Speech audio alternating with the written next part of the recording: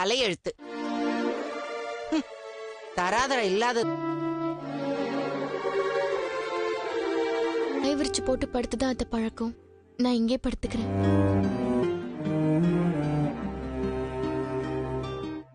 மூணு பேர் எப்படிப்பா ஒன்னா படுக்கிறது? கம்ஃபர்டபுளா இருக்காதுப்பா.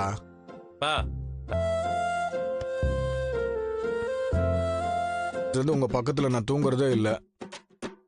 டேய், அவர் என்ன அதுவும் உன்னெல்லாம் 4 டிகிரி படிக்க வைக்கிறதுக்காக ஓவர் டியூட்டி பாத்துட்டு வந்தவர் அவரு.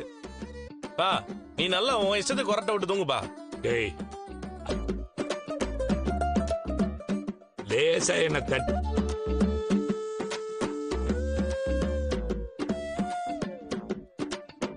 பா, உனக்கு ஞாபகம் படு படு படு. அந்த நேரத்துல ஒரு கதையை சொல்லுப்பா.